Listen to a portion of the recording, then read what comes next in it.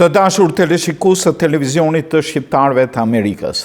28 nëntori, dita e pavarësisë, dita e ngritjes së flamurit kombëtar, është një ngjarje e rëndësishme e historisë sonë kombëtare. Një ngjarje që përcaktoi fatin ton në atë dheun ton në mes të Evropës. Po cilët ishin faktorët, cilët ishin lëvizjet, cilët ishin figurat që e sollën pavarësinë?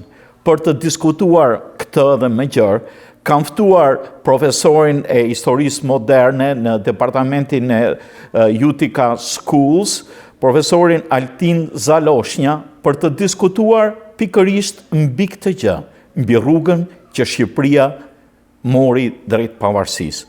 Ndoshta mund të bëjmë një parafrim edhe krahasim edhe me rrugën e pavarësisë së Amerikës, megjithëse janë larg ngjarjet, po pavarësia është pavarësi, edhe në vetvete krahasimet mund të qëndrojnë. Altin, mirë se erdhe. Mirë se të gjeta. Faleminderit për ftesën. Profesor, nëse do t'i shpjegoni një teleshikuesit të kohëve të sotme, shqiptarët e sotëm, ne këtu në diasporë, pse pikërisht më nëntorin në vitit 1912 u shpall pavarësia? Çfarë ndryshoi atë vit? Pyetja është interesante, Rafael, edhe duhet të thënë diçka që nga fillimi, që komi shqiptar ka pasur një rrugtim të vështirë në histori. Një rrugtim i cili ka pasur pikat e tij të larta, po ka pasur edhe pikat e tij të ulta. Më duhet thënë, duhet pranuar që në fillim që pavarësia e Shqipërisë ishte një pavarësi e vonë. U shpall më vonë pothuajse se të gjitha shtetet e tjera ballkanike. Ne kemi humbur si rezultat i kësaj. Kemi humbur nga fakti që ne nuk ishim të gatshëm për ta shpallur pavarësinë më përpara, të paktën në të njëjtin nivel me të gjitha kombet e tjera ballkanike. Dhe atëherë dilnim të realizonin atë shpresën e lindësve zonjë më vete, e cila nuk do binte pre e synimeve grabitçarëve të fqinjve, të cilët e shfrytzuan më së miri këtë gjë. Shfrytzuan faktin që Shqipëria akoma nuk ishte shtet i pavarur dhe mosvarme. Dhe çfarë ndodhi në vitin në këtë ka përcyll vitesh ose në dekadat e fundit përpara se të shpallej pavarësia. Si dihet Turqia për një kohë gjatë në atë kohë kanë qenë në sundimin një perandori të veçantë, emri i tij është Abdulhamiti II, ai ka qenë perandor për rreth 32 vjet. Ka qenë një figurë, mund të thuash që ishte një figurë gjysmë despotike, një figurë e cila gjysmë despotike për kohën, atë mund të themi që është despotike për sot patjetër.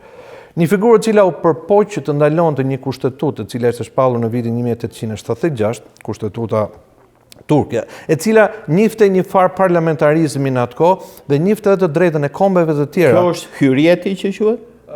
Apo ka një emër tjetër, besoj në turqisht, më duket se ka një emër tjetër, nuk e kam shumë të qartë emrin turk.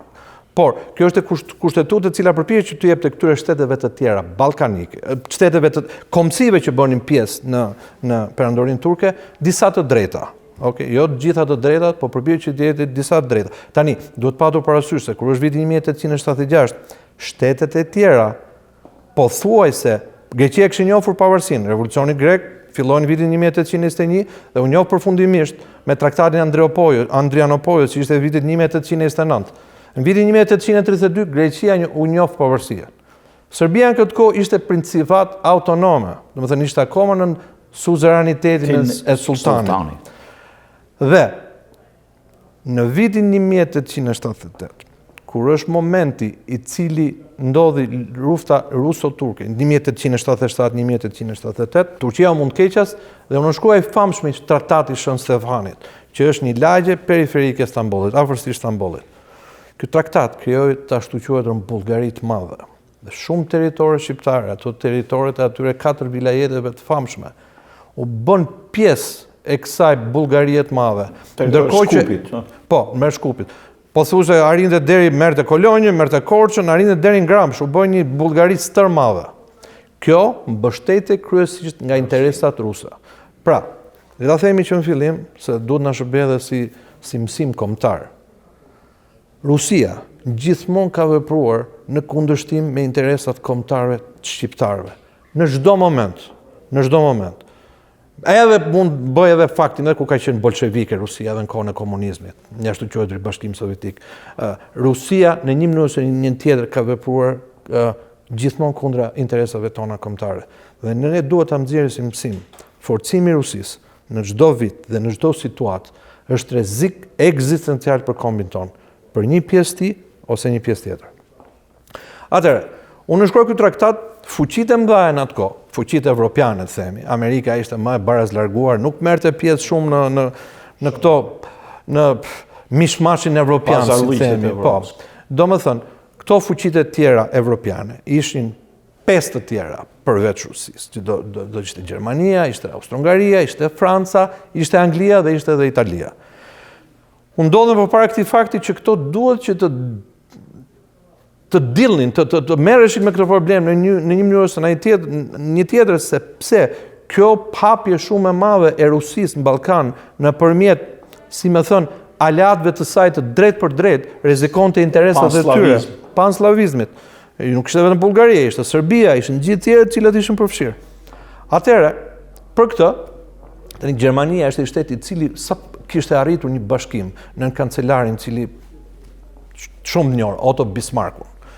Dhe gjitha ato shtete që e pan këtë, Franca me Anglinë ishin shumë, domethënë, në ato fillime, sa akoma miqësia ruso-franceze filloi të konsolidoj edhe më vonë.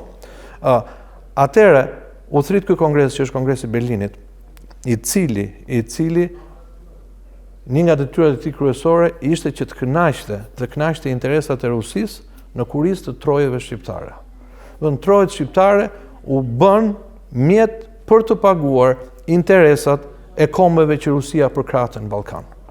Tu është dhe fjala e famshme e Bismarckut, nocion geografik. Po, Shqipëria është nocion geografik. Bismarcku në fillim mendonte kështu, po mbas 3 vjetësh, është një deklaratë tjetër e këtij, në cilët ai bindet për trimirinë e shqiptarëve.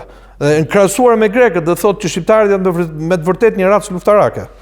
Domethënë, si duket luftrat që shqiptarët bën në këtë periudhë vitesh, nga 78 deri në 81 kërngritjet e mëdha, domethënë kundër traktatit Berlinit, atëherë i dhanë të kuptojë atij se shqiptarët ishin një faktor i cili duheshin vlerësuar.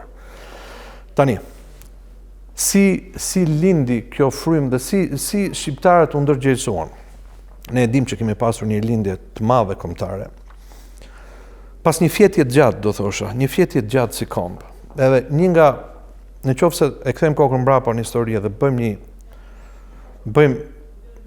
një what if, si mund kishte qenë.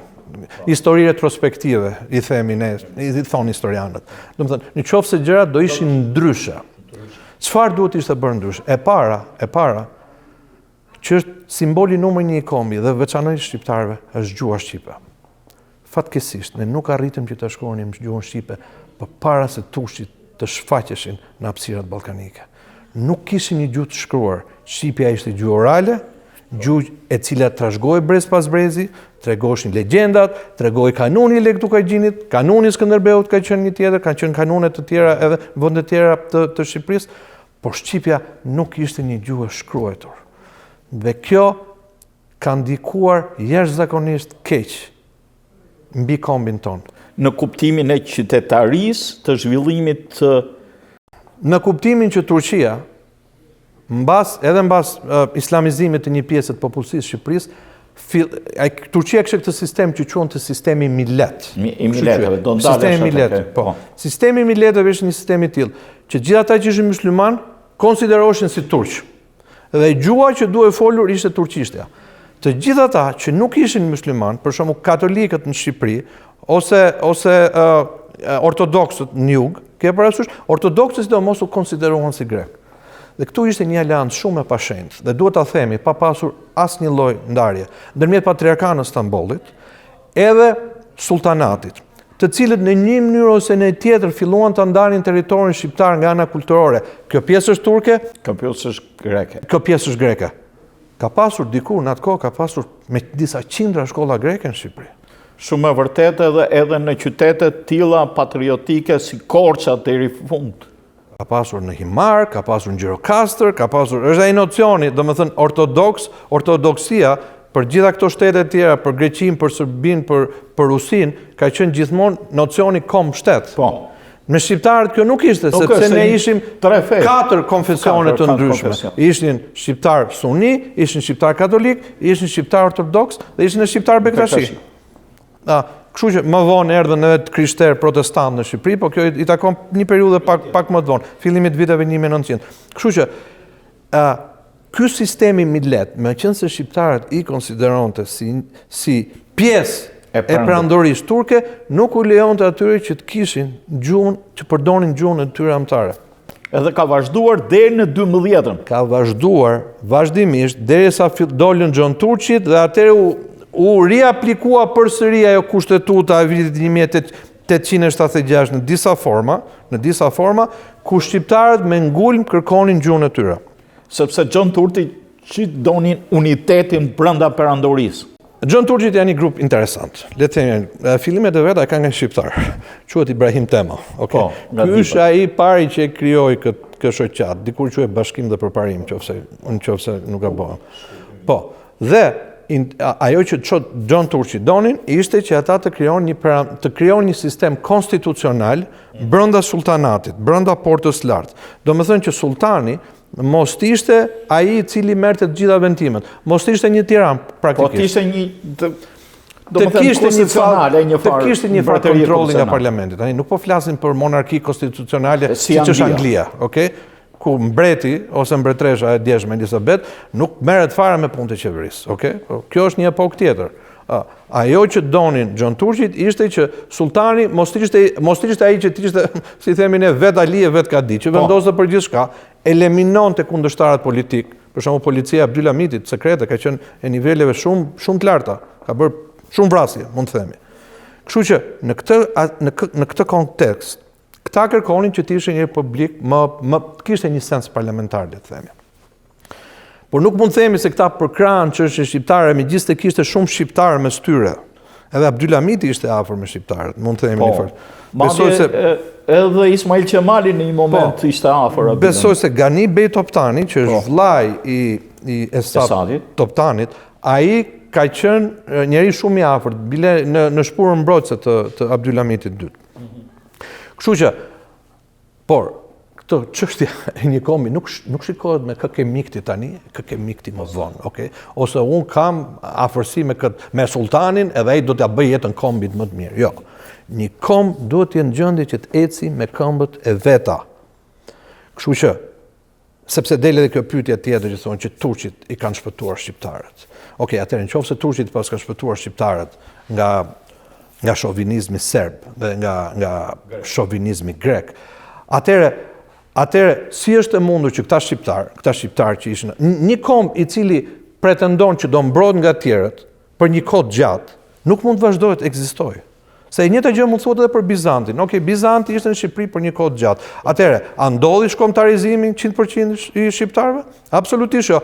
Mbasi ikjes Bizantit, ne kemi gjithë ato principatet e mëdha shqiptare. Tema e tjerë më radh. Kemi Topijet, kemi Dukajgjinasit, kemi Dushmanët, kemi Kastriotët, kemi Shpatajt që janë ju. Domethënë, një pushtim i gjatë, siç ishte ai Bizanti, nuk arriti që t'i shkombëtarizonte shqiptarët. Në një mënyrë tjetër, as pushtimi turk nuk do arrinte që t'i shkombëtarizonte. Por ajo dëmi më i madh që Perandoria Otomane ka bërë Shqipërisë është që nuk lejoi përhapjen e gjuhës shqipe. Tani, e thash, ne duhet njohim edhe gabimet tona këtu. Po, këtu do të ndalesha. Në këtë mes, një pjesë e Paris shqiptare preferonte më mirë postet deri në fund, deri në vitin 1912 e sultanit, sesa të dilte kundër sultanit për të krijuar një Shqipëri të pavarur. Dhe kështu ndodhi ajo simbiozë ndërmjet qeverisë turke dhe në farë mënyre tyre shqiptarëve të cilët në një mënyrë ose në një tjetër arritën që të bëheshin liderat të kësaj perandorie. Ka 30 e ca, mbi 30 e larta. Kryevezir, do më thënë, një familje shumë e njohur, familja Qypyrli për shembull, do më thënë që kanë drejtuar politikat e perandorisë otomane. Problemi është çfarë po bëjnë për Shqipërinë si komb. Shqipëria apo identifikohet në botë si komb vete, apo identifikohet që nuk është turke, apo identifikohet që shqiptarët janë zotër të vendit tyre dhe një racë e cila meriton që të ketë qeverinë e vet funksionale, jo të qeveriset nga një vend, nga Konstantinopoja ose Stambolli, i cili është mijëra milje larg. Ti duhet të jesh gjendi që të kesh sovranitetin tënd. Por, që të themi prapë ke gjua, është një dokument, është i viti 1874, besoj, i cili është në një gjykat në Raguz, në cilin përmendet që një çështje gjyqi, kishte ndodhur diçka. Përmendet që dëgjova dikë që po fliste shqip në mal. Guillem Ade e ka Qartë, në latinisht. Në latinisht. Atëre, ne jemi Raguz, kjo është Dalmacia, okay? Në qoftë se jemi atje, në Dubrovnikun e sotshëm, okay? Kjo tregon që gjua shqipe po flitet në Dalmaci. Që është larg territoreve aktuale të Shqipërisë.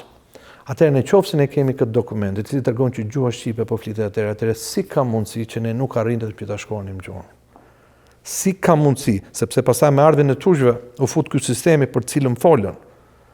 Gjua shqiptare, gjua shqipe është absolutisht thesari më çmor i kombit shqiptar. Kjo gjuhë që ne flasim. Kjo gjuhë që Fishta thot për shqiptarët që thon bukës bukë, e në ujit ujë. Kjo gjuhë ne na ka mbajtur si komb. Në qoftë se kjo gjuhë nuk do ekzistonte, atë nuk do ekzistonte as ndërgjegje kombëtare. Nuk do ekzistonte as ideja e brendshme që unë i përkas një kombi të lashtë. Unë jam shqiptar. Dhe si shqiptar i përkas një kombi i cili ka drejt që të jetojë densisht. Pra turqit, me ardhmën e tyre e pren këtë dhe përveç përpjekjeve të klerit katolik, duke filluar që nga Gjon Buzuku, Pjetër Bogdani, Frank Bardhi, gjithë tjerët, të cilët u përpoqën që ta mbanin zjarrin e asaj gjuhë të gjallë, duke shkruar, ne vim në fillim të shekullit 21 me një vend të cilit akoma nuk i lejoi që në tokën e tij të flitej gjuha e tij. Të kishte shkolla, se patjetër ata nuk mund shkonin që të ndalonin se si flitet në shtëpi, se përndryshe s'do kishin vazhdimsinë. Por nuk lejonin krijimin e shkollave.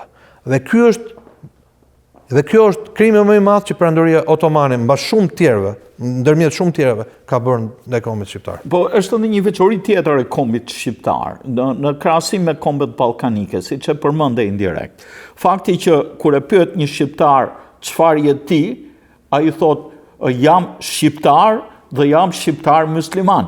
Jam shqiptar musliman nga Kosova, jam shqiptar musliman nga Çamëria. Kur e pyet një serb, ai thot jam ortodoks. Pastaj thon serb. Po është ajo identifikimi që tham, identifikimi i kombit me fen, që në Shqipëri fal Zotit nuk ka ndodhur, ose ndodh në përmasa shumë të vogla. Ne jemi përpara shqiptar, pastaj ne kemi të drejtën e zgjedhjes që të jemi të krishterë, ose musliman, katolik, ose ortodoks, suni, protestant, ose gjithçka tjetër që ne duam zgjedhim. Pra, se shiko, këtu shkojmë edhe një nocion tjetër. Fakti që ne jemi shqiptar, në vetvete tregon vullnetin e Zotit për atë që ne jemi. Ai ka zgjedhur që ne të jemi shqiptar. Në qoftë se ne tani themi që jo, ne nuk jemi shqiptar, por ne jemi turq. Atëherë ne në një farë mënyrë mohojmë zgjedhjen e tij në jetën tona, në mënyrën se si ai na ka zgjedhur ne. Pastaj zgjedhja e besimit është diçka tjetër. Mund ta ndrosh më vonë, mund ta ndrosh, mund ta zgjedhësh, dhe Zoti vet do që ne të kemi lirinë e zgjedhjes, që nga fillimi, që nga kopshti i Edenit, nëse shkojmë atje. I dha Adamit të drejtën e zgjedhjes. Se nuk do të thonë, pra, që të shkojmë tek ajo për cilën po flasim. Fakti është ky, që shqiptarët kanë pasur gjithmonë sensin e mirë që fen mos ta identifikonin me kombin. Etnia është diçka tjetër dhe përkatësia jote fetare është diçka tjetër. Po mirë, megjithatë, a shkaktoi kjo faktin që shqiptarët ishin të fundit që të liroheshin nga Perandoria Otomane? Unë mendoj që ka pasur një shkas. Tani, nuk është se shqiptarët në vetmja popullsi në Ballkan e cila u islamizuan. Tillë ishin edhe bosnjakët, motive tjera edhe ata u islamizuan. Por unë mendoj, më tepër ishte diçka kulturore, do thosha, por që ndikoi nga faktori. nga ky faktor nga faktori cilin ti përmenda. Sepse shqiptarët e shikonin veten të lidhur me perandorinë osmane në një mënyrë ose në tjetër dhe mendonin që dobësimi i perandorisë osmane do të dobësonte edhe interesat e kombit shqiptar. Kjo nuk është gjithmonë e vërtetë, sepse perandoria osmane në fund fare kur u detyrua i lçoi tokat shqiptare, që nga Kongresi i Berlinit e në gjitha luftat ballkanike i përdori si plaç tregu. Pse? Sepse kishte frikë nga fuqitë e mëdha. Okej. Tani me që jemi këtu, po ndryshojmë që po bim më afër pavarësisë. Sa ishte pavarësia një akt shtetformues i brendshëm? Apo ishte më tepër reagimi i ngutshëm nga rreziku i coptimit të shteteve ballkanike? A vinte kjo vetvetiu apo më tepër nga rreziku i coptimit? Duke parë rrezikun e coptimit, u shpallë pavarësia. Gjitha bashkë. Nuk mund thuhet që njëra ose tjetra, ose këto të vijnë si dy parametra që janë kundër njëra tjetrës. Nuk janë antagoniste, po janë diçka e cila punon së bashku. Tani, meqense e përmendëm të atëherë, po vim këtë fakt, mbasi John Turqit erdhën prapë në pushtet. Është viti 1908, okay. Domethënë, John Turqi nuk shënqen po them, atëherë ku u formuan, meqense ndëronin që të bënë ato ndryshimet, erdhën pushtet dhe në prill të vitit 1909 ndodhi depozimi i Sultan Abdulhamitit. Okay? Atëherë, fqinjet tanë, duke përfituar nga dobësia e perandorisë otomane, smell the blood, duke nuhatur që kishte gjak, ke parasysh?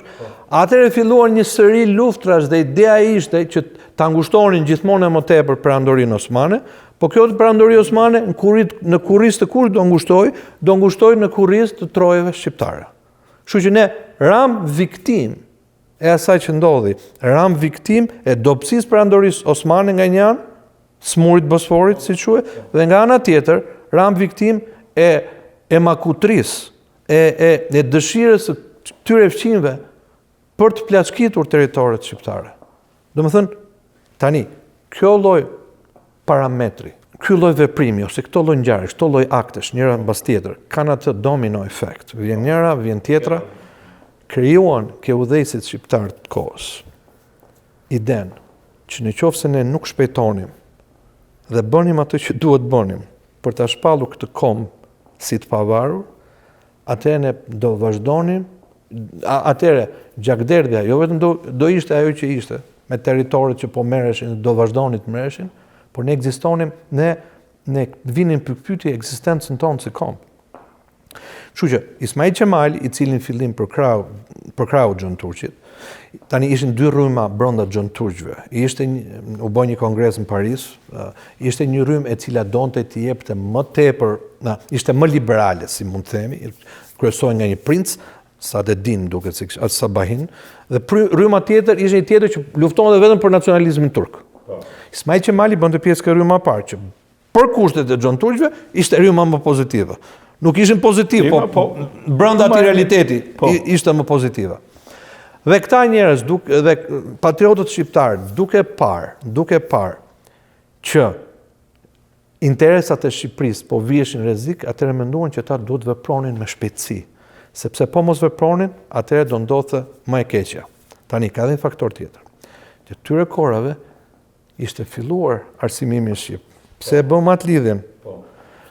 Arsimimi shqip e rriti në nivele shumë të larta ndërgjegjen kombëtarëve të shqiptarëve.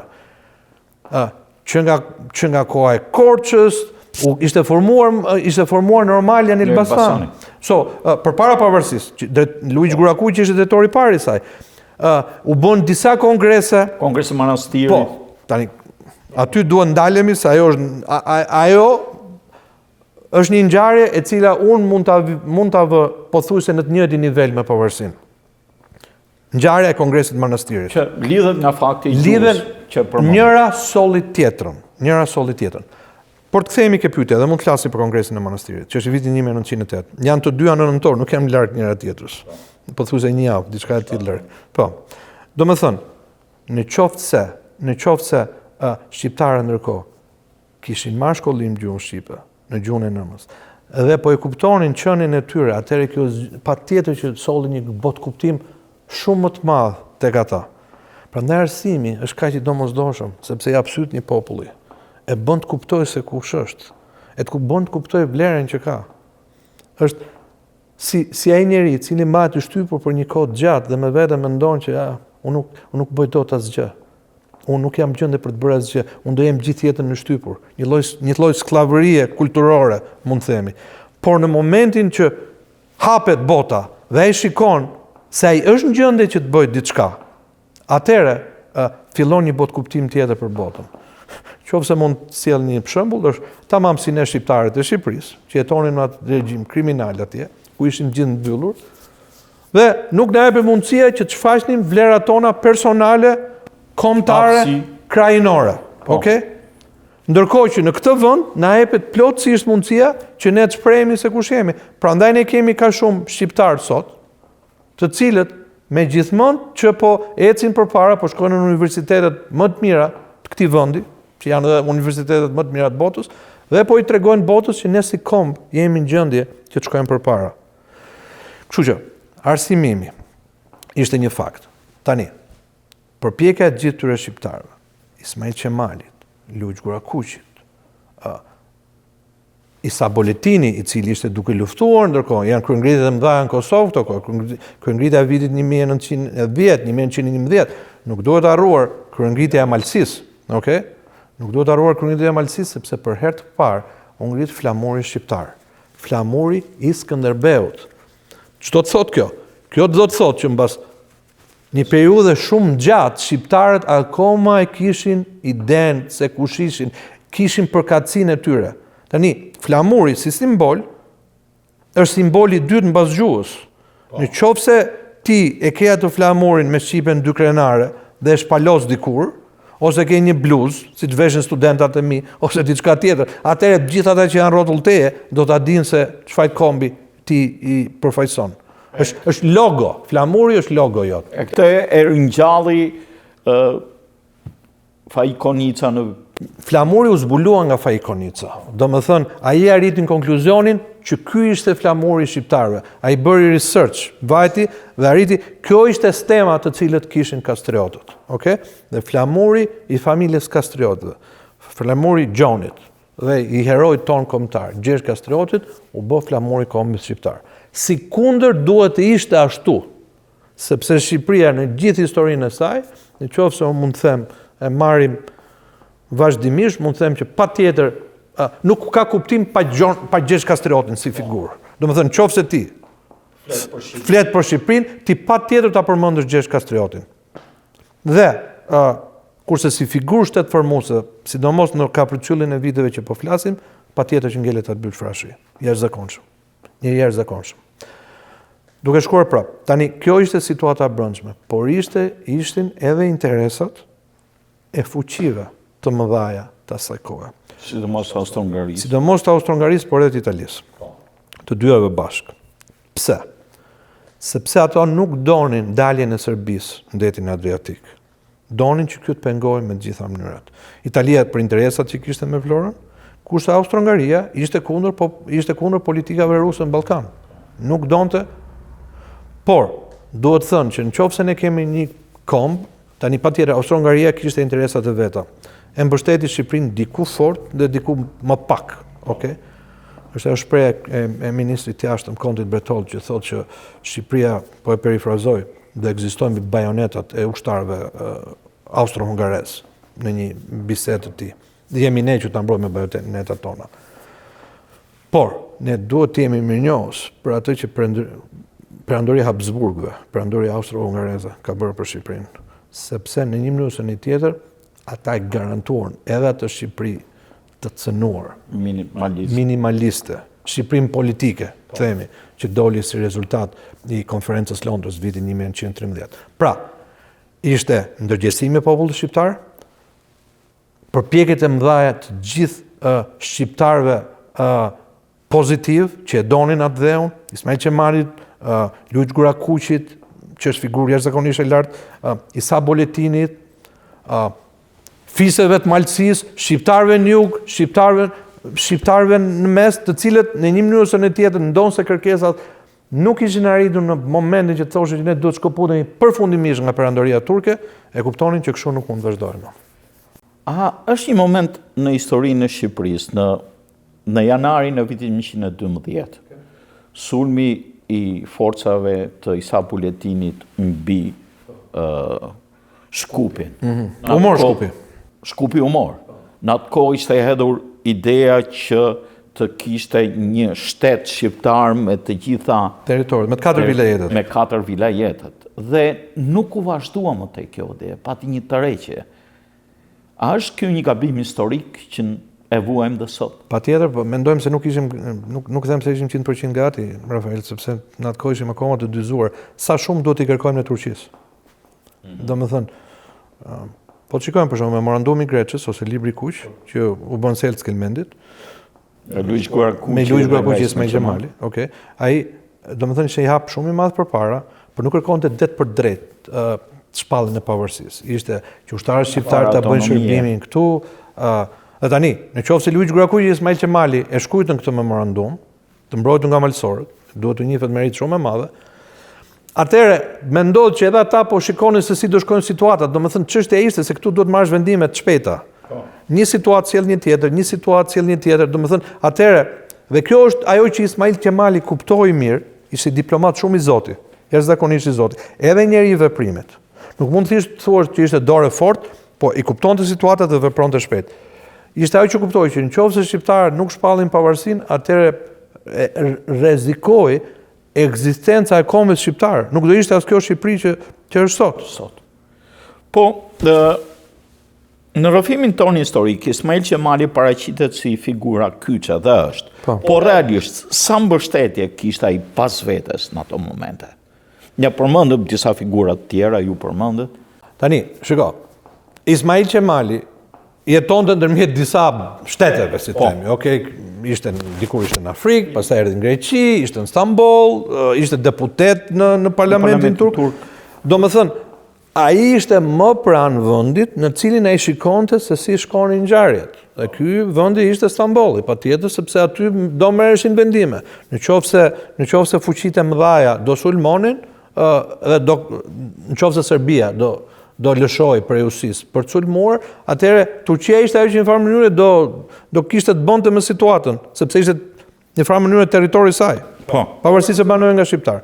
Kështu që Ismail Gjemali, duke kuptuar këtë, shkon në Bukuresht, shkon me Luiz Gurakuqin. Të dy shkojnë atje. Ishte ajo shoqëria Dituria që ishte në Bukuresht, një vatër shumë e fortë. Le ta përmendim edhe këtë, Rafael. Merita ndofta shumë e madhe ose më e madhe nga të gjitha këto i duhet dhënë diasporës shqiptare. Diasporës shqiptare, e cila ndodhe në pjesë të ndryshme të globit. Diasporë ndodhe në Bukuresht, kishte diasporë e cila ishte në Itali, sidomos Arboreshët, me djalin e Garibaldit, Ettore Garibaldin, bën një luftë shumë të madhe, dhe sidomos diaspora e dashur e Shteteve të Bashkuara të Amerikës, e cila në atë kohë ishte plotësisht e ndërgjegjësuar dhe bëri të gjitha përpjekjet në një farë mënyrë që zëri shqiptarëve dëgjojë përpara instancave të administratës amerikane. Jemi në vitin 1909, në vitin 1912, Wilson u bë president. Për 1912 është një vit larg 1913-s. Pastaj vjen Traktati i Versailles, ishte 8 vjet president Wilsoni. Në 1909 ishte Howard Taft, ai ishte president. Kështu që kjo diasporë, për shembull një figurë si Elena Gjika, çfarë rrugë zgjodhi ajo për të përkrahur çështën shqiptare? Ajo takohet me një poet shumë të madh amerikan, Henry Wadsworth Longfellow, edhe frymëzon atë që shkruajtur poemën Skënderbeu, që e ka përkthyer Fanoli në shqip, që është një kryevepër në anglisht edhe një akoma më kryevepër në shqip. Kemi biseduar një pas duket për atë poem. Domethënë, atëherë kjo çfarë bën? Atëherë kjo tregon që ky kom që ka Skënderbeun për hero kombëtar është një kom të cilit duhet t'i ushtrojmë vëmendje. Duhet ta kemi idenë se kush janë. Nuk duhet i lëmë vetëm këtë përpjekje që kanë nga të gjitha anët duke u sulmuar. Pra, ka të tjerë si janë i Vreto, Koto Hoxhi, jashtëzakonshëm Koto Hoxhi, njeri jashtëzakonshëm.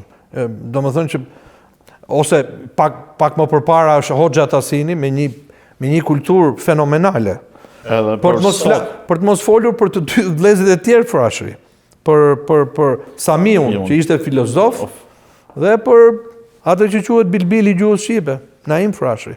Kështu që të gjitha njerëz revokuan dhe lirinia kombëtare shqiptare në një mënyrë ose në tjetër revokoi figurën e Skënderbeut si figurë e cilës shqiptarët, pavarësisht se kush ishin, çfarë feje ose i përkisnin, ata gjithmonë do shikonin tek ai, identifikoheshin tek ai. Dhe ajo periudhë ndërgjegjësimi që zgjati që nga vitet 1870 duke vazhduar progresivisht në mënyrë të rritur deri në shpalljen e pavarësisë, kishte efekt të jashtëzakonshëm në ndërgjegjësim kombëtar.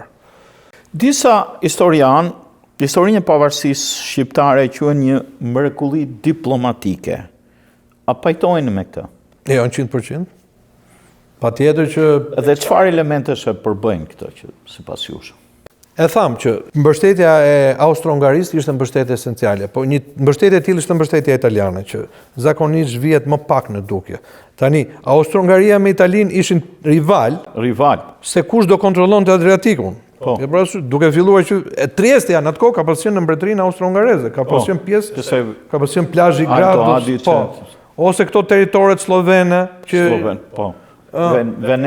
Veneto Giulia, domethënë Venecia e sotshme. Por Italia po fuqizohej sepse edhe Italia kishte revolucionin e vet bashkimit me Giuseppe Garibaldi. Gjermania nga ana tjetër u formua shteti gjerman në Otto Bismarckun. Edhe këto janë zhvillime paksa të vona krahasuar me të tjerët, krahasuar me, le të themi, me Anglinë ose me Francën, që kishin sovran, edhe në një farë mënyrë edhe ai mund të konsiderohej si figurë bashkuese. Por që themi që është 100% mrekulli diplomatike, për këtë nuk jam dakord, sepse atëherë duhet mohuar që edhe shqiptarët nuk bën asgjë në këtë pikë. Domethënë nuk u bë betejë e Kaçanikut me Idris Eferin. U shton gryka e Kaçanikut, morën zjarr këto gurët e malit, për mbi çallmat e Anadolit ndizen hutat e shqiptarit. Është ajo këngë që ne gjithë e dim. Ose marrja e Shkupit që thënë nga Isa Boletini, ose kryengritjet e tjera të mëparshme që kishin ndodhur që nga viti 1878, në vitin 1800 që vazhduan deri në vitin 1881, derisa u shtyp lidhja e Prizrenit. Në një studim që bëra kohët e fundit është një shkrim me një gazetar italian 2 javë pas shpalljes pavarësisë dhe e mbyll shkrimin e tij. Shqipëria nuk u bë sepse superfuqit i referohet Austro-Hungarisë dhe Italisë të dyr, e donin Shqipërinë që të ishte për vete. Por ato donin që Shqipëria mos ta kishte pala tjetër, domethënë Austro-Hungaria mos e kishte Italia, ose Italia mos e kishte Austro-Hungaria. Është një se kisha dëgjuar më parë. Dhe këtu vihet në parë rivaliteti që ekzistonte ndërmjet këtyre dy fuqive. Ato gjithsecila shikonin interesat e veta. Në një skakjerë shau të përgjithshme globale, në fund fare, çdo kom ka për të parë fillimisht interesat e veta, sidomos në këtë lloj kohe për cilën flasim. Mund të flasim edhe për kombet e tjera, mund të flasim edhe për Francën, ose për Anglinë. Anglia, mbas luftës ruso-turke, Anglia dërgoi flotën në Egjen në vitin që u nënshkroi traktati Shën Stefanit. Ajo e detyroi Rusin që të shkonte në Berlin, se s'kishte për të vajt atje. Edhe Franca nga ana tjetër donte që të kishte një farë stabiliteti në Ballkan, por fatkeqësisht, duhet i dhënë fajin vetes. Në Francë ka pas një ndikim shumë të madh historiografia serbe për një kohë shumë gjatë. Ata e kanë mbytur, e kanë elmuar pusin, poison the well me ideologjinë e tyre. Ke parasysh me idetë e tyre që shqiptarët nuk meritojnë të janë kombë, shqiptarët janë njerëz tegër, shqiptarët papritur dolën në Ballkan në shekullin e 12, 11. Kështu thon ata, bile kam bërë shkrim kohët e fundit. Një pjesë e madhe e popullit serb beson se shqiptarët kanë ardhur nga Kaukazi, ajo që ka pasur Caucasian Albania. Është një nga mashtrimet më të mëdha historike, sepse Caucasian Albania është një grup i cili ekziston sot, që ka ngelur, quhet UDI. Udit, janë rreth 11.000 veta që jetojnë në kufirin e Armenisë me Azerbajxhanin, duke se afër Gjeorgjisë. Po, afër Gjeorgjisë, dhe këta njerëz kanë të njëjtën gjuhë që kishin ata Caucasian Albania atëherë. Po. Serbët i kanë fryrë kësaj tezën perëndim për i kohë gjatë. E di, vetëm me një përgjegjësim afrim Albani. Po, atje në të njëjtin vend ka ekzistuar një Caucasian Iberia. Iberia kaukaziane. Domethënë Spanja pas ka qenë atje. Spanja, Portugalia, Gadishulli Iberik pas kanë qenë dikur në Kaukaz. Ky është faji i rrugtimit tonë të vonë në histori. Ne duhet i njohim fajin vetes. Ne duhet të themi që në qoftë se ne do kishim mundur që ta shprenim doktrinën tonë kombëtare më përpara. Atëherë dhe bota do njihte se kush jemi ne, çfarë geni kemi, çfarë kemi bërë për Evropën. Skënderbeu realisht e ka mbrojtur Evropën nga pushtimi. Kjo është reale. Fakti që kam me mira libra të shkruar për atë në perëndim, atëherë tregon që kjo ka ndodhur. Atëherë si ka mundësi që ne si komb nuk jemi në gjendje që këtë fakt ta themi, sepse s'kemi gjuhën. Për pjeket për shembull, një nga ata njerëzit që kanë ndikuar më shumë që ti pyete. Shfaq Bekonica, Revista Albania. Ky gjeni, ati mund të thuash gjeni, i cili megjithëse ishte gërnjar. Ishte gërnjar me Nolin, të dy gjeni. Nuk mund themi gjeni për gjitha çështjet. S'mund të themi Nolit gjeni për shtet formime. Unë kam... Po i themi gjeni për krishën autogjefale. Shpallja që Gazeta Albania i bëri kombit shqiptar dhe problemet të tij në Bruksel, ose në vendet në të cilat shqiptarët lexonin ose bota e lexonte, është një shkrimtar shumë i njohur francez që thotë mos kam pas njerëz si ky, thotë. Ky flet gjithsesi 7 gjuhë, ky është jashtëzakonshëm. Faik Konica. Nga Konica, në territor shqiptar që sot nuk është më në dhënë tonë. Gjitha këto bashkë. Dalim tek një pse u zgjodh Vlora për shpalljen e pavarësisë, një çështje tjetër që meriton hulumtimin tonë. Po, tani Ismail Qemali ishte nga Vlora. Dhe Ismail Qemali është dhe ngelet babai i shpalljes pavarësisë. Arkitekti kryesor i asaj, njeriu që kuptoi që po qese nuk vepron o sot o kurr. Po. Dhe pse themi ne këtë? Për shembull, Rafael. Është një komp për 30 milionësh në kufit e Iranit, Sirisë, Turqisë, Kurdistanit. Yes. Nuk kam akoma 7 vetë, janë 30 milionë ata. Ka shkruar një studius amerikan një libër, quhet No Friends But Mountains, asnjë mik përveç maleve. Okej? Ata akoma nuk kanë komp. Pse? Sepse Turqia, jo Irani, jo Iraku, jo Siria, nuk lejon që ata të formojnë komp. Dhe ata kanë drejtën që të kenë një komp vetin. Kanë pasur një nga udhëheqësi Oçajlani, nuk po them në histori. Oçajlani është figurë e vonë dhe me shumë pikë pyetje. Ata kanë përdorur terrorin. Sultan Saladini ka qenë gjysmë kurd, okay? Ka qenë kurd. Okay? Ai sultan që ka luftuar me Richard Zemërluanin, figurë e jashtëzakonshme, okay? E kalifatin atë kohë. Ishte lideri. Tani, ky komp në periudhën po flasim nga vitin 1200, po shkojmë 700 vite më vonë. 800 ose 900 vite në qoftë se 800 vite në qoftë se jemi sot. Atëherë, ky komp s'ka shtet. Nuk ka shtet. Nuk lejohet që të ketë institucionet e tij, ku të flitet gjuha e tij e gjithë tjerat.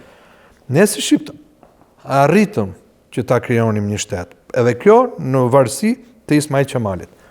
Tani ishte nga Vlora, mendoj se kjo u zgjodh edhe si një vend që ishte pak si larg gjuruldive, luftrave ballkanike të cilat Serbia që po zbriste poshtë. Ti nuk doj që ta formoje diku tjetër. Domethënë, përpiqeshe që të gjeje, edhe Ismail Qemali ishte deputet i Vlorës, i asaj zone me fjalë, përpiqet që të gjeje një vend i cili më së miri do realizonte detyrën që ky proces do kryhej pa jo në rrezikun e drejt për drejt dhe eminent të perandorisë osmane për ta ndaluar, Turqia absolutisht nuk e donte, ose të fuqive të tjera të mëdha, të cilët donin që ta pengonin. Në ka i faktu, se Ismail Qemali shkoi në Bukuresht, pastaj shkoi në Vjenë, pastaj mori anijen Trieste për të ardhur në Vlorë. Nuk mund të zbriste në Vlorë se ishte bllokuar Vlora në atë kohë. Aha. Nga ky rivaliteti austro-hungarezo-italian. Po. Dhe prandaj u bë ndalesa në Durrës. Në Durrës. Shumë shkopim përpiqen që t'i fieshin rrota. Figura kishtare në Durrës ishte një njeri me emrin Jakov, i patriarkanës greke, i cili u përpoqi t'i thoshte që ortodoksët janë grek. Ismail jepet edhe ai filmi Nëntori 2. Jepet ai detajt aty. Po, në mënyrën e tjetër. Fakti më tepër ishte sepse Serbia po afrohej shumë rreth Durrësit. Por ky ishte fakti tjetër se këta nuk mund shkonin në Vlorë në atë kohë. Kështu që këta duhet ta bënin këtë rrugë, morën atë rrugën duke dalë te nga Kavaja, nga Golemi, u kaluan nëpër ajo që është tek filmi. Që është kaluan nëpër Myzeqe dhe derisa më në fund arritën në Vlorë dhe ndodhi Ismail Qemali thot kur arritën në Vlorë thot më mbush zemra me gëzim. Po se shikoj atë vrullin e shqiptarëve, dëshirën që shpreh në sytë e gjithë njerëzve për të arritur atë që ata meritonin fund fare. Dhe u bë ajo ngjarje historike, ngritja e flamurit, të cilën ne duhet ta vlerësojmë. Është nëntori i dytë në historinë e kombit shqiptar. I thuhet nëntori i dytë është, domethënë, nga pikpamja poetike apo është historikisht? Historikisht Skënderbeu la betejën e Nishit në nëntor. Në nëntor. Por Ismail Qemali ju referua asaj që ngritin në nëntor apo qelloi? Mendojmë që Ismail Qemali patjetër që mund ta kishte një ide se si mund se kur Skënderbeu ishte larguar nga. Ti ke fjalën, ai ishte e qëllimshme ngritja me 28 nëntor apo koincidencë historike? Apo si dihet? Nuk mendoj që, shiko, ata po vinin që ta bënin këtë sa më shpejt. Po. Okej? Kjo është ideja. Nuk ishte rëndësi më tepër data. Po. Por data nga njëherë është edhe datë providenciale. Po. Okej? Po. Janë gjëra që nuk vendosen thjesht nga njerëzit, por nga krijuesi i kësaj bote. Kështu që tani, nuk mendoj se Ismail Qemali, qëllimi i Ismail Qemalit ishte ta shpallë pavarësinë në të njëjtën ditë ose që Skënderbeu mori krujën. Por qëllimi ishte që të bëhej sa më shpejt. Sikundër thash, vendimet merreshin njëri mbas tjetrit. Nganjëherë një vendim i marrë në një ditë duhet ndryshohet nga vendimi i ditës tjetër sepse jo, madje Ismail Qemali urdhëroi Beratin ose Elbasanin ta shpallte përpara pavarësisë. Tirana ka shpallur përpara e tjerë. Është ngrit flamuri në Tiranë. Sa të unifikuara ishin delegacionet shqiptare? Ishte Kuvendi i Vlorës përfaqësuesi i gjitha trojeve apo është më tepër rezultati i situatës së konjunkturave politike të kohës? Kishte përfaqësues, ajo lista që është lista e nënshkruesve të ashtu tregon qartë që kishte një pjesëmarrje solide të njerëzve që vinin aty. Për shembull ishin 2 nënshkruese nga Cakrani, Mitat Frashi është nënshkrues. Okej, djalja dy Frashrit. Edhe njëri nga paraardhësit e fisit tim, Thanas Floqi është nënshkrues. Edhe shihet firma shumë bukur. Kështu që tani të gjitha njerëz Isa Boletini nuk ishte, ne dim që erdhi më vonë, sepse ishte një front tjetër i cili ishte hapur. Po. Dhe tani ti nuk mund të lësh kur sulmohesh që të shkosh se do shpallin pavarësinë, po ndërkohë ushtrit e tjera po vinë edhe po të pushtojnë. Shiko, është një, nuk e di, mund ta gjeni, është një pikturë e cila shfaqet që jep Shqipërinë si një grua, është një mazh, dhe këtu ka një çakall. Këtu është një gjarpër. E kam parë. Ndofta. E kam parë, ka qenë e gazetës Dielli. Po. Kështu që kjo figurë, ajo pikturë pasqyron më të mirë realitetin. Çakalli, gjarpri, majmuni është nga një anë tjetër. Dhe gjitha këto ishin këto kombet rrotull. Po, skic, të gjitha kombet të cilët përpiqnin që ta kafshonin Shqipërinë. Dhe Shqipëria tani duhet luftonte ndërmjet gjithë tyre pa përkraje solide ndërkombëtare, përveç Austro-Hungarisë, për interesa, por prap duhet të themi Austro-Hungaria bëri të vetën, diskutohet, okay? Nuk ishte Shqipëria si Serbia, të themi që kishte ushtritë e carit nga mbrapa, edhe askush nuk guxonte ta prekte. Shqipëria ishte vetme. Prandaj edhe ne duhet që ta duam me dashuri të pastër këtë komb. Dhe këtë atë dhe. Sepse është rezultati i përpjekjes së gjithë tyre burrave. Fatkeqësisht që nga shpalla e pavarësisë për të ardhur kësaj lufte të dytë botërore, të gjithë qeveritë e tjera në vend që ta ngrenin përpara të komb, kanë mësuar periudha komuniste dhe kjo periudhë e tmeshme tranzicioni, ka mësuar vetëm si ta vrasin dhe ta grabisin. Të gjitha ato, që nga lufta dytë botërore, deri në momentin që po flasim. Kjo ka qenë ajo që qeveritë shqiptare njëra mbas tjetrës. Gjitha lider kriminal, vrasës dhe grabitçari kanë bërë aty vonë. Të kthehemi në histori. Patjetër. Nuk ishte ky qëllimi, po. Jo. Sa e mundur ishte që Turqia ta ndalonte pavarësinë? Turqia mund të ushtronte presion të madh, po nuk besoj se në fundit do ishte mundur që ta ndalonte, sepse shumë nga ushtarët turq ishin shqiptarë, okay? Tani, pyetja është këtu. Njeriu në vetvete do zgjedhë kombin e tij apo do zgjedhë perandorin që mendon se i përket? Në fund fare bëhet thirrja, është thirrje e brendshme. Çfarë je ti? Si i flet nënës në shtëpi? Nga vjen? Turqia mund përpiqe, patjetër që mund përpiqe, por mendoj që fuqia nuk e kishte forcën për ta ndaluar. Mund t'hidhte Shkopin në rrota, okay, mund dërgonte edhe ushtrinë nga ajo që mund të kishte ngelur, por ky do ishte një fakt i pashmangshëm në fund fare. Duke pasur parasysh edhe faktin që shumëtar turq ishin shqiptar. Do të thënë edhe kjo që kishte akoma njerëz në Shqipëri, siç e treguan gjërat e mëvonshme, që akoma pretendonin që babai i tyre ishte sultani. Kryengritja Haxhi Qamilis të Qamilit dum babën në Tjemeran. Domethënë, kombi nuk ishte unik. Sa e përgatitur ishte qeveria e Vlorës për të funksionuar si shtet? Çfarë sfidash kishte aso kohë? Tani qeveria e Vlorës kishte një territor të kufizuar, cilin kontrollonte, asnjëherë nuk arriti që të kishte territorin e gjithë Shqipërisë. Tani, në fakt në atë moment nuk dije saktësisht se kush ishte gjithë Shqipëria, okay? S'kishte ndodhur konferenca ambasadorëve. Ishte viti 1913. E marsit vitit 1900 që vazhdoi për një kohë gjatë. Kështu që fillimet e saj në atë muaj. Kështu që kryesisht e ushtonte në zonën e Vlorës dhe në ato zonat aty rrotull vërdall pa arritur që të hapej shumë. Do të menduar një gjë tjetër, se edhe Shkodra ishte në ndërthim, nga ana tjetër, qofse do ishte luajtur më mirë mundësia, edhe Janina mund të ishte shpëtuar. Ka forca disa pashallar shqiptar të cilët kjo është një ngjarje shumë ula që Ismail Qemali ndoftë duhet kishte vepruar pak më ndryshe, mendoj. Tani kush jemi ne që gjykojmë? Po edhe është në presionin e kohës. Por duke mbështetur idenë tënde në këtë shkrim që ta citova, thuaj ushtarët turq në Seman. Forcat kryesore të ushtrisë turke që kishin mundur të shpëtonin kryesisht aziatik nga luftrat balkanike ishin përqendruar në grykën e Semanit, edhe po përpiqeshin të shpëtonin dhe kishin hallin e vet. Po gjithsesi cilën fund fare kërkonin të shkonin në Anadol dhe si kishin pavarësisht se ishin fare pranë. Kjo ishte edhe pamundësia e Turqisë. Në fund fare është betejë e të gjitha kohërave, betejë për ekzistencë. Po. Okej?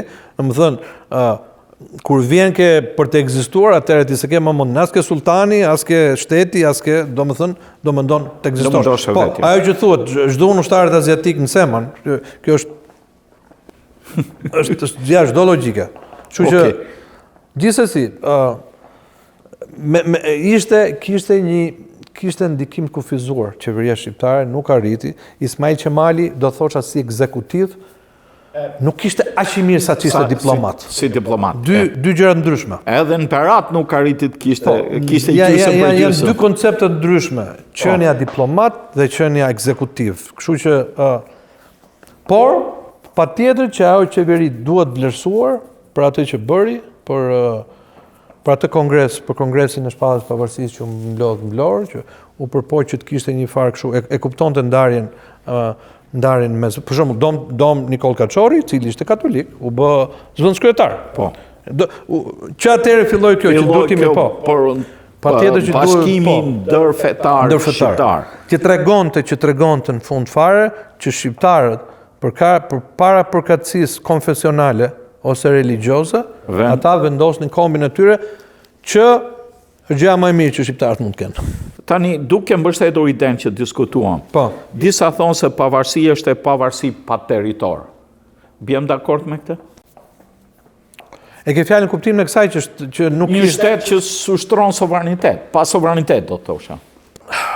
Ushtroi ky sovranitet, po shkojmë për teoritë e Brezhnevit, teoria e sovranitetit kufizuar, okay? Ushtroi ky lloj që është e viteve 60 në përdorën sovjetët ndaj Çekisë, gjithë këtyre vendeve të Evropës Lindore. Ushtroi një sovranitet, por nuk kishte sovranitet në të gjithë territorin. Okay?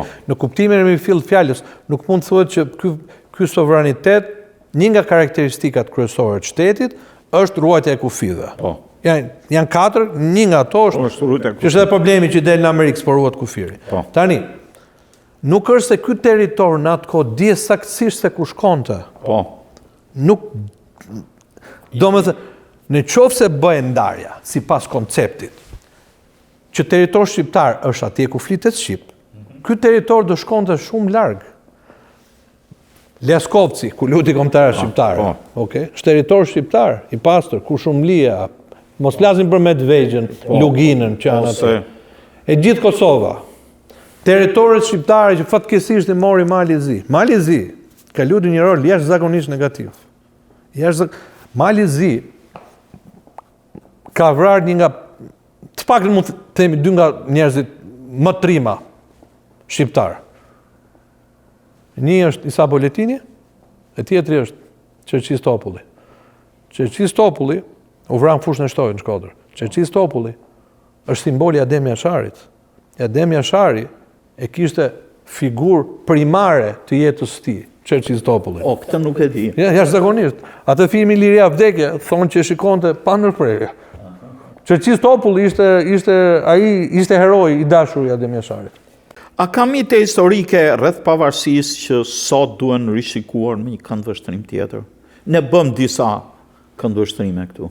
Po patjetër që ka gjëra historike dhe sa më shumë që kohë që kalon, aq më shumë gjëra patjetër që mund dalin, që mund thuhen, që për shembull ndodhi kjo ose ndodhi diçka tjetër, gjithmonë koha të jep aftësinë për ta rishikuar atë që ka qenë më përpara, që historia jonë duhet të shpëtojë ideologjizimit, ideologjizimit komunist. Shiko ku qëndron ironia e kësaj fakti. Këta njerëz që përpiqen që ngrinin lart figurën e pavarësisë, këta ekzekutuan të gjithë njerëzit që vun firmën kjo pavarësi. Deri djalin e Ismail Qemalit. Familja e Ismail Qemalit është një shembull. Po kush nga ata njerëz që kanë nënshkruar këtë dokument nuk kaloi në atë lloj kalvari. Më thënë, hipokrizia e komunizmit arrin në këto lloj nivelesh që përmendnin pavarësinë, plakun e urtë Ismail Qemali, ndërkohë që familjeve të këtyre njerëzve dhe vetë nënshkruesve ose njerëzve të tjerë që ishin pranë që bën këtë gjë, i terrorizojnë me të gjitha format. Ndalem edhe një çështje tjetër, ndoshta deshim ta përmendim por na kaloi.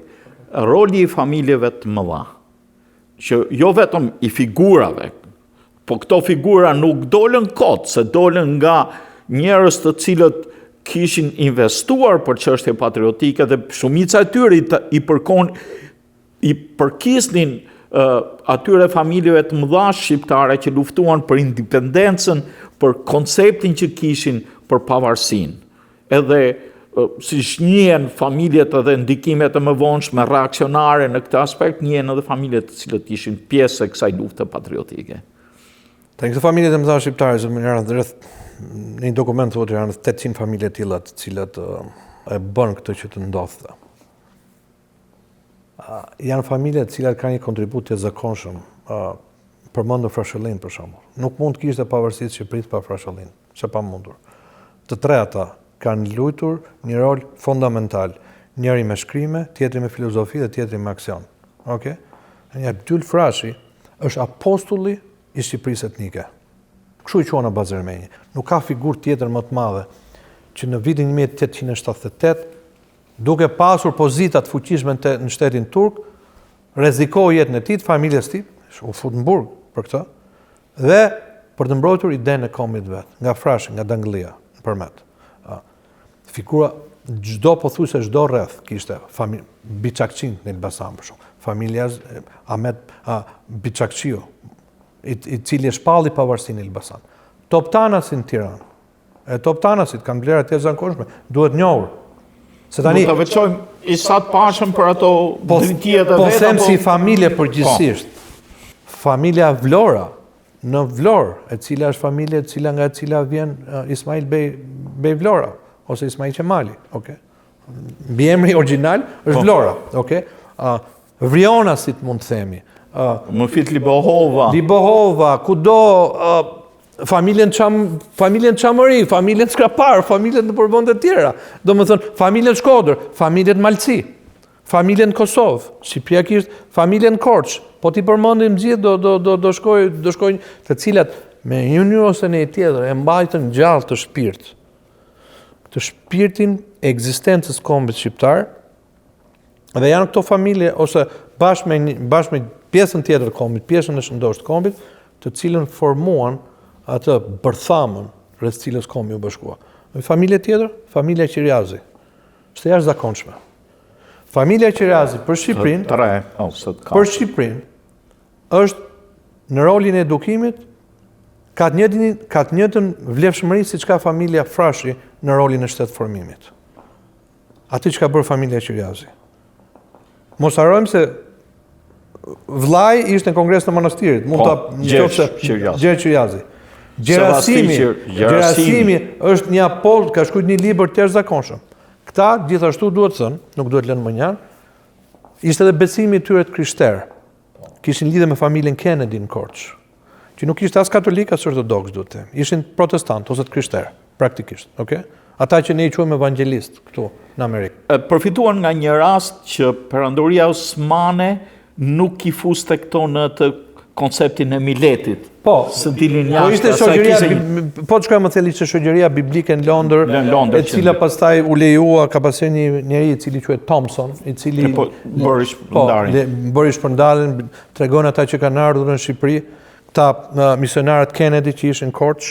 Korça ka një rëndësi shumë më fortë në Shqipëri. Siç ka edhe Shkodra, siç ka edhe Vlora, siç ka edhe Tirana. Dhe ky duhet të ishte koncepti i atij vendi, që gjitha qytetet në veçanti janë një buqet e cila formon të tërën. Dhe mos bëj kështu në këtë lloj mënyre që një qytet u cimentizua komplet dhe gjithë popullsia shkojnë që të jetojnë atë qytet. Kërkoj që pjesa tjetër lidhet bosh. Kur flasim për familje të mëdha, ju jeni nga Skrapari, jeni pinjoll dhe një familje të mirënjohur, Zaloshnja nga Skrapari, e dalluar edhe për veprimtarinë e saj patriotike. Çfarë do të shtonit? Jo për të mburur, por për të treguar realisht fatin se si ndihmuan familjet e mirënjohura patriote shqiptare në pavarësinë tonë kombëtare. Faleminderit për përmendjen, Rafael.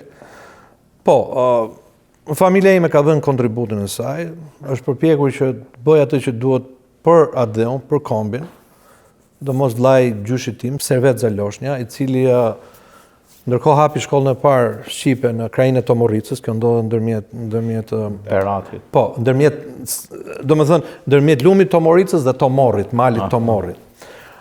Dhe janë përpjekur që të bëjnë më të mirën për Adeon e tyre. Praktikisht, ky njeri është nënshkrues i memorandumit Sinjës, që u bë mbas me memorandumit Greçës, ka marrë pjesë në kongresin e Durrësit, ka qenë në Vlorë, ka mbrojtur qeverinë shqiptare të Ismail Qemalit në atë kohë, me pushk, edhe në kongresin e Lushnjës, në të gjitha ngjarjet. Por, duhet thënë, domethënë kontributi i familjes Zaloshnja nuk është kontributi më i madh i gjitha familjeve. Të gjitha familjet shqiptare, po përpiqem që të jem realist, të gjitha familjet e mëdha shqiptare janë përpjekur që në mënyrë ose në një tjetër të bëjnë ato që duhet të bëjnë për kombin e tyre. Dhe këtu familja e cila duhet vlerësuar, duhet ngritur në pjedestal është familja Frashëri. Okej. Me ato 3 vëllezrit e mëdhenj, me të 3 ata, me një që është shtetformues, me Samiun që filozofikisht përshkroi ose e kishte në mendjen e tij, kishte atë që quajmë tunnel vision, okay? Shikonte larg se si do ishte Shqipëria, si do bëhe, dhe patjetër Naim Bej Frashi, Pilbili i gjuhës shqipe. por pothuajse çdo krajinë shqiptare kishte familjet e saj. Për shembull, nuk duhet mohuar kur roli familjes Biçakçiu në Elbasan. Kjo familje shpalli pavarësinë në Elbasan. Nuk duhet mohuar roli familjes Toptani në Tiranë. Patjetër, kjo familje ka vendin e vet. Megjithëse që mund thuhet gjëra kontroversa aty këtu, po familja ka kontributin e vet. Nuk duhet mohuar kontributi i familjes Vlora. Ismail Qemali ishte pjesë e familjes Vlora.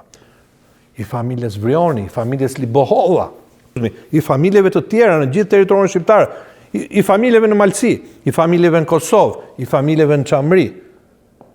Kështu që të gjitha këto familje, të cilët besoj të diku kam dëgjuar që ishin rreth 800 familje shqiptare të cilët formon bërthamën, esencën e krijimit të kombit shqiptar, u përpoqën që më të mirën e tyre të bënin të arrinin atë e cila do ishte hapi përfundimtar i shpalljes pavarësisë. Tani shumë të familje në mënyrën e tjetër, pinjollët e tyre për një farë kohë mund të kishin shërbyer edhe në administratën turke, okay? Siç ishte Ismail Qemali, siç ishte Abdyl Frashi për shembull, për një farë kohë. Mund të themi Pashovasa ishte guvernator në Liban. Kështu që të gjitha së bashku, edhe me shqiptarët e tjellë vullnet mirë, se tani ne jetojmë në konceptin e njeriut individ, në kuptimin e kësaj që nuk duhet të kapemi mbas bishtit familjes në mënyrë ose tjetër. Okay? Ajo ka shumë rëndësi, sepse të formon dhe të edukon që ti ta duash kombin cilin i përket, aty merren bazat e asaj se ti kush je dhe mënyrën se si ti e shikon botën. Por, nga ana tjetër, të gjithë njerëzit, domethënë, në një farë mënyrë nuk duhet krijoj këtu konceptin feudal, që ishin këto familje dhe të tjerat nuk ishin, okay? S'bëhet fjalë për feudalizëm fare.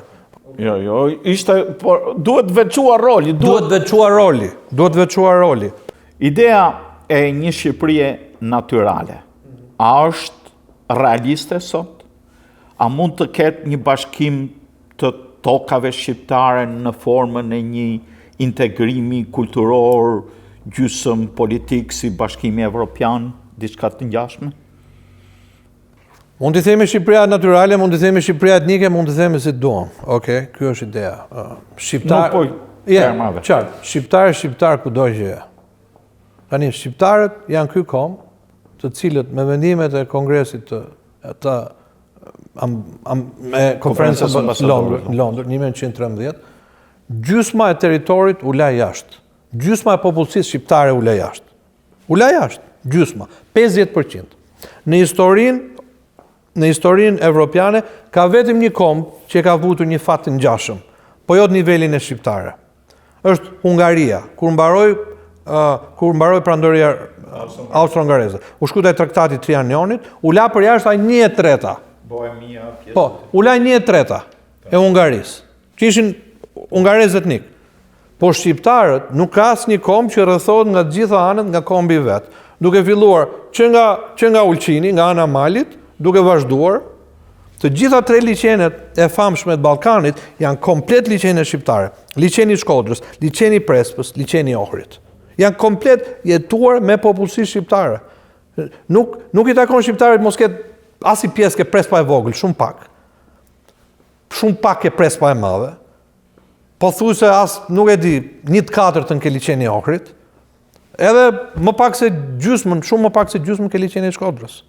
Sepse gjitha këto territori, duke filluar, duke shkuar në Kosovë, duke shkuar tek Ukraina që përmendëm, Novi Pazari, duke Pazari i ri, thoshin diku, Pazari i ri, duke ardhur poshtë, duke përfshirë Leskovacin e gjithë to territoret e tjera, dikur deri tek molla Kuqe, siç e thonë. Kufiri i Kosovës. Dhe duke vazhduar pjesë pasaj duke vazhduar nga ajo që sot quhet Maqedonia e Veriut, nuk dihet sa herë do ndryshoj emri. Komplet pjesa e Iliriadës temi, duke vazhduar poshtë në jug dhe duke dalë kufirin në Greqisë. Dhe duke vazhduar me gjithë territorin e Janinës, Konicës, e gjithë atyre pjesë dhe Çamërisë, Thesprotisë lashtë. Ky ishte territori i cili banoi nga shqiptarët në masë të jashtëzakonshme. Edhe 4 vilajetet, që janë një nocion më i madh gjeografik, banoheshin shumica e popullsisë shqiptare. Po kjo që po flasim ishte 100% popullsi shqiptare. Atëherë, kur ti ke një popullsi autoktone, e cila jeton në këto lloj rajonesh, ti patjetër ke të drejtën që të thuash që ne meritojmë që të jetojmë gjithë bashku në një mënyrë ose në një tjetër. Ne meritojmë që meqense flasim një gjuhë, jemi të një gjaku, jemi vëllezër, kemi të njëjtin koncept kulturor, si e shikojmë botën në mënyrë ose në tjetër, shqiptarët pak a shumë, ne të gjithë kemi të njëjtin koncept. Atëherë duhet që ky komb per forca, që i thonë italianët, në një mënyrë ose në një tjetër, ketë aftësinë që ta ndjejë veten që është pjesë e një bashkësie dhe jo i ndar i varur nga të tjerë. Tani, ka ndodhur përparim, aktualisht gjenden 2 shtete shqiptare në Ballkan. Shpalla e pavarësisë Kosovës ishte një ngjarje shumë e madhe. Megjithatë, mënyrën si e shikoj unë, për shkak të veprimeve të qeverive shqiptare, dhe duhet ta themi, po fillon dhe po ndodh gradualisht një ndarje. Disocim, ideja e kombit kosovar. E para nuk duhet të themi kosovar, sepse ata janë gjithë shqiptarë. Janë shqiptar Kosovës, siç mund të jetë shqiptar një shqiptar i Labëris, ose siç mund të jetë shqiptar një shqiptar nga Hoti dhe nga Gruda, ose një shqiptar nga Filati. Këta janë gjithë shqiptarë. Por, meqense tani janë krijuar 2 shtete dhe Kosova ka ngritur institucionet e veta në një mënyrë ose në tjetër, ajo që duhet bërë, ajo që duhet ndjekur, ishte që duhet bërë një afrim me hapa shumë herë më galopante, që nga koha e shpalljes pavarësisë Kosovës deri tani. Duket sikur këto 2 botë funksionojnë, nuk e shohin sy më sy njëra tjetrën. Kosova me të vetën dhe Shqipëria me të vetën. Kosova në fund fare, çfarë është? Është një pjesë e Shqipërisë. Si Labëria thotë që ne jemi shteti i Labërisë tani dhe ne do krijojmë një shtet me qendër në Vlorë edhe tani ne do krijojmë kombëtaren tonë, le të themi. Tani kjo kombëtare se po shkojmë ke sporti. Kosova ka lojtarë të jashtëzakonshëm. Po. Gjysma luajnë në Shqipëri, okay? Janë me të vërtetë të jashtëzakonshëm. Unë do isha për një kombëtare dhe kjo do ishte edhe një shfaqje prepotente në mënyrë të mirë e fuqive të kombit shqiptar. Patjetër që Kosova duhet të ketë një kombëtare, por Shqipëria si nocion duhet të ketë një kombëtare gjithë përfshirëse, të gjithëve. Dhe tjetër që thëmë. Ai Trau që është atje në Morin, duhet kishte rënë komë përpara. Pse ekziston? Unë kam kaluar nga Belgjika në Hollandë dhe anasjelltas s'kam parë tra, që në kohën e pa filluar Schengeni. Pse midis Shqipërisë e Kosovës vazhdo të ketë tra, nuk ka një integrim ekonomik e tjerë? Ka edhe një konjunkturë ndërkombëtare. Ajo thënë që këto fuqit që njohën, ke parasysh ato të thonë, ju do bashkoheni, por detyra jote si shtetar, detyra çdo shtetar shqiptar në Shqipëri ose në Kosovë është që këto barriera t'i rrëzojë. Se ne nuk presim tani nga Evropa ose nga çdo traktat që Evropa mund nxjerrë, që ata të thonë, okay, bashkohuni. Për shembull, mund të themi që në fillim Evropa ishte kundër luftës socialisht trimtarët e Kosovës, edhe Amerika në një moment, për atë që po ndodhte. Por atëherë kur e pan vendosmërinë e popullit shqiptar dhe krimet që po bënte pala tjetër, atëherë realizua kjo që mendoi se ishte diçka e pa imagjinueshme, që nuk do realizohej ndonjëherë.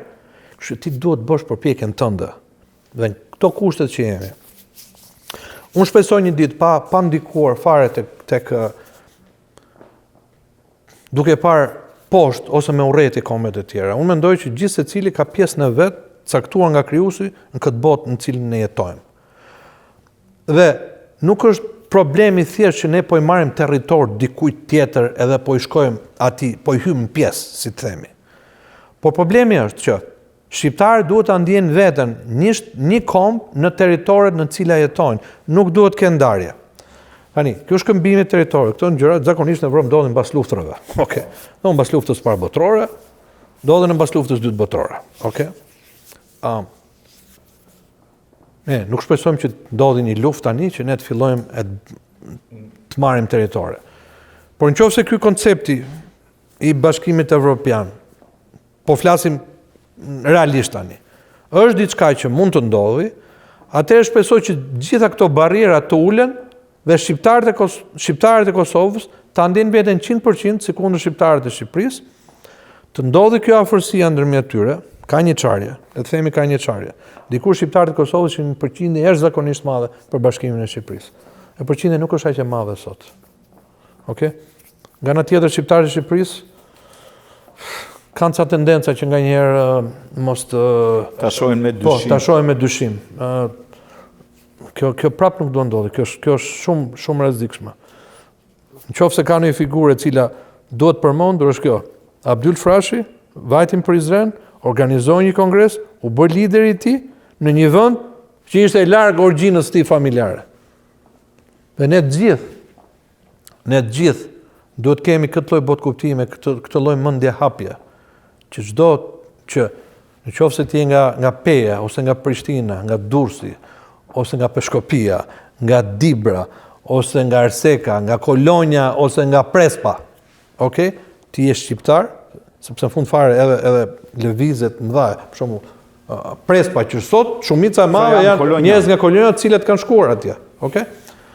Ta ndjen veten sikur ata janë pjesë e një kombi të përbashkët i cili funksionon dhe ka edhe një administrat e cila i merr në konsiderat gjitha veprimet. Për shembull, le të themi një gjë. Këto konsulatat që janë hapur, konsulatat e përbashkëta. Këto gjithmonë duhet të jenë kështu. Po. Erdhi para ca kohësh ministra e punëve të jashtme të Kosovës dhe i thash që këtu në këtë shtet të cilin jemi ne, patjetër që duhet të ketë një konsulat. Në shtetin e Michigan. Për gjithë zonën e Midwestit. Po. Edhe për Ontario në jug perëndimore, për London, për Windsor, për shtetet si Illinois, Ohio, Indiana.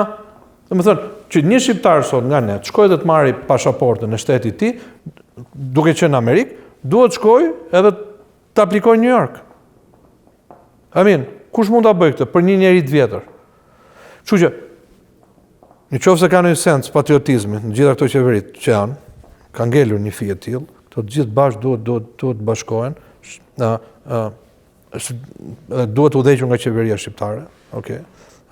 Që të krijohet ky lloj si energjie, ky lloj mentaliteti, që ne do bashkëpunojmë dhe ne do bëjmë gjithçka që të integrohen thellësisht me njëri tjetrin. Mos ta mbaj veten njëri ta shikoj nga sipër, tjetri ta shikoj nga poshtë, njëri të hedhë dyshime ky bën këtë ose tjetri të thotë ai bën atë. Jemi të gjithë shqiptar, të gjithë kemi problemet tona të mëdha si komp. Dhe është më mirë që të jemi gjithë bashkë se sa të jemi të veçuar.